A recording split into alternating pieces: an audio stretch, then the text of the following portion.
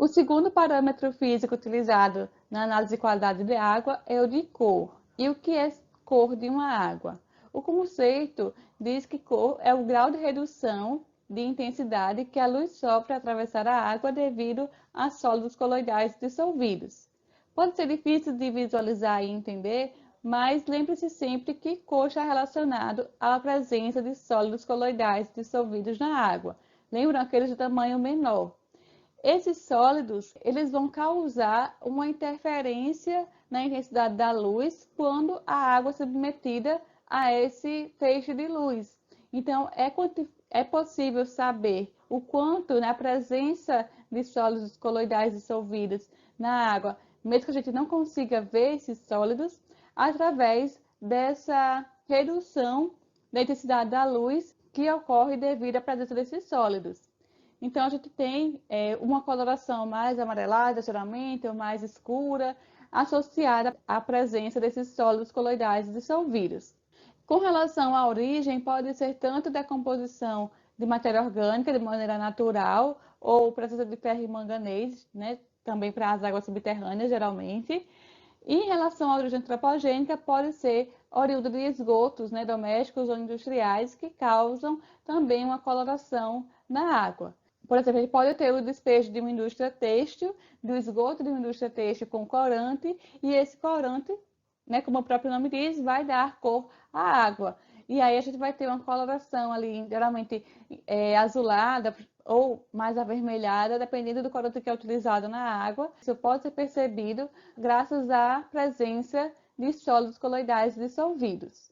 A importância de uma água com cor em relação a uma água sem cor é que a gente pode, por exemplo, não preferir tomar aquela água ali que estava amarelada na foto anterior e tomar uma água bem límpida, bem transparente.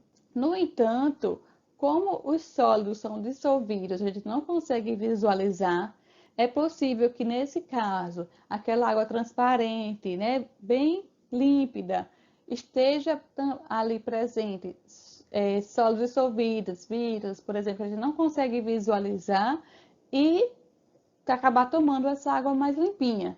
E limpinha entre aspas. E aí aquela água com cor, que não tem nenhum vírus ou nenhuma bactéria ali presente, a gente vai acabar não consumindo por ter justamente aquele aspecto mais amarelado. Então, isso pode levar as pessoas a buscar uma água de maior risco, justamente suspeitando que a água com cor ela possa ter algum perigo bacteriológico de consumir essa água mais amarelada, por exemplo. E outra importância em relação a essa água com cor é que eu posso ter, como eu falei anteriormente, uma água mais amarelada, por exemplo, avermelhada, decorrente da decomposição de matéria orgânica. E aí, quando eu tenho água com presença de matéria orgânica e eu pego essa mesma água que tem matéria orgânica e faço a desinfecção com cloro, é possível que haja formação de subprodutos, que são os trialometanos, são compostos cancerígenos, e isso pode também levar as pessoas a adoecerem, né? Ou então, em alguns casos, chegar até a morte, dependendo da dosagem de quantidade de trialometano presente na água. E em relação à origem industrial, ela pode não apresentar toxicidade, né, se tem uma presença de água com cor devido a despejos industriais. E como eu falei, esse parâmetro é mais utilizado para caracterizar a água bruta, né, de abastecimento, ou então água tratada. Tanto a cor quanto a turbidez são mais utilizados nas análises de água de ETAs. E os parâmetros de sólidos são mais utilizados para avaliação de água servida, ou de água residuária, ou também chamado de esgoto. Para a gente conseguir determinar a cor, a gente pode fazer essa análise, essa determinação, fazendo comparação visual, ou então utilizar um aparelho chamado espectrofotômetro, em que eu consigo obter unidades de cor, que é justamente na nossa legislação, que determina qual é o parâmetro, qual é a quantidade mínima de cor, a gente utiliza como meio de comparação essa unidade, né? Unidade de cor, UC, ou então unidade Rasen.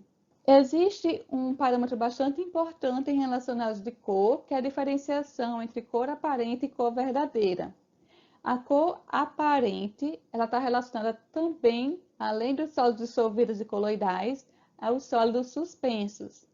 E a cor verdadeira é apenas a fração ali de sólidos dissolvidos e coloidais presentes na amostra de água. E para obter a cor verdadeira, é necessário passar aquela amostra de água por uma centrífuga para conseguir remover os sólidos suspensos presentes na água, que dá um aspecto de cor ali presente na água, mas que são associados a sólidos em suspensão e não sólidos dissolvidos e coloidais. Então, cor verdadeira, sólidos dissolvidos e coloidais. Cor aparente, sólidos dissolvidos e coloidais e também sólidos em suspensão. E aí os resultados dessas análises de cor vai determinar qual é o tipo de tratamento que eu tenho que aplicar para tornar a água potável e atender o padrão de potabilidade de 15 unidades de cor. Então, se eu tiver, por exemplo, uma água acima de 15 unidades de cor, eu já consigo perceber visualmente que é uma água realmente, né, que está ali com um aspecto, com a coloração mais elevada. Quando eu tenho uma água bruta abaixo de 5 unidades de cor, eu não preciso fazer coagulação química, que é um processo, é uma etapa do tratamento da água, utilizado geralmente nas estações de tratamento de água. A gente vai ver mais para frente. E se eu tiver uma água acima de 25 unidades de cor, eu preciso fazer coagulação química seguida por filtração. Então, geralmente, essas águas que têm uma unidade de cor mais elevada, tenho ali presente alguns sólidos, além dos sólidos dissolvidos e coloidais, eu vou ter também sólidos suspensos, e que para remover sólidos suspensos eu preciso fazer coagulação e filtração da água. O terceiro parâmetro, que geralmente está associado com o segundo, que é o de cor, é o parâmetro de turbidez. A turbidez agora vai ser a alteração na penetração da luz pelos sólidos em suspensão, que provoca a sua difusão e absorção. Então, o que isso quer dizer? Na amostra de água, se eu tiver partículas ali em suspensão presentes na água, as partículas, né, de tamanho maiores, a luz, quando ela atravessar essa amostra de água que tem a cor, ela vai sofrer absorção e difusão. Então, parte da luz é penetrada e aí eu tenho indicação de que ali na água está presente sólidos suspensos.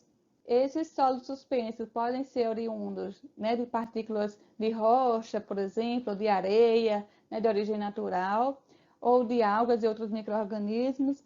E de origem antropogênica, que é o que merece mais atenção, é porque se eu tenho água com turbidez, geralmente ela está associada com desfechos domésticos, né, com esgoto industrial, por exemplo, ou com micro-organismos, ou com pontos de erosão que está suspendendo o material sólido para a coluna d'água. A importância da turbidez em relação à sua origem natural é que ela é, né, desagradável. Ninguém vai querer tomar uma água ali suja, né, com turbidez. E, como eu tinha falado também em relação aos sólidos em suspensão, eles podem servir de abrigo para patogênicos. Então, a gente pode ter uma estrutura de sólidos em suspensão que serve de abrigo para esses patógenos. De origem industrial, pode estar associada com compostos tóxicos, né, com micro-organismos, e pode também reduzir a penetração da luz. Isso pode prejudicar a fotossíntese dos organismos que estão presentes numa coluna d'água e necessitam da luz do sol para conseguir respirar. E assim como para a cor, a turbidez também é um dos parâmetros mais utilizados para avaliação da qualidade da água bruta e água tratada, e é um parâmetro de controle de eficiência da ETA. Então, para cada etapa de uma estação de tratamento de água, é feita essas coletas e análises de turbidez para verificar a eficiência de cada etapa da operação da estação de tratamento de água. Para a gente conseguir determinar a turbidez, pode ser utilizado o turbidímetro quanto o nefelômetro, que vão determinar a unidade nefelométrica de turbidez, certo? Então, para a cor a gente tinha a unidade de cor, o C, e para a turbidez a gente tem o NT, ou às vezes chamado também de NTU, na sigla em inglês. Eu vou deixar listado aqui para vocês esse vídeo aqui a mais, que é explicando como é que é feita a análise de turbidez. E aí, só finalizando em relação à turbidez, quando a gente faz a análise desse parâmetro, o resultado que nos dá vai também diferenciar qual é o tipo de tratamento da água utilizado.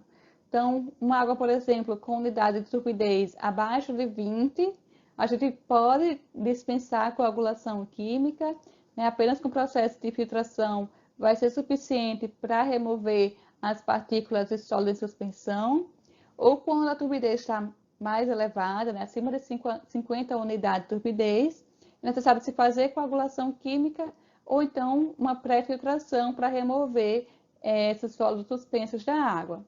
E aí o padrão de potabilidade da água que deve chegar às nossas casas para a gente conseguir consumir diretamente é de 5 unidades de turbidez. Esses valores, não peço que vocês decorem, certo? Mas geralmente são valores, por exemplo, cobrados em concursos, ou que se você vier a operar uma ETA, né, vocês vão ver bastante, vão precisar, né, memorizar e ficar intrínseco a vocês esses valores, tanto de cor, turbidez, por exemplo, dos sólidos, que são os parâmetros básicos para avaliar a potabilidade da água e distribuir água para a população adequadamente. Vai estar listado aqui para vocês como um vídeo complementar, uma experiência que eu fiz aqui na minha casa mesmo, para a gente conseguir visualizar um pouco melhor a diferença entre cor e turbidez.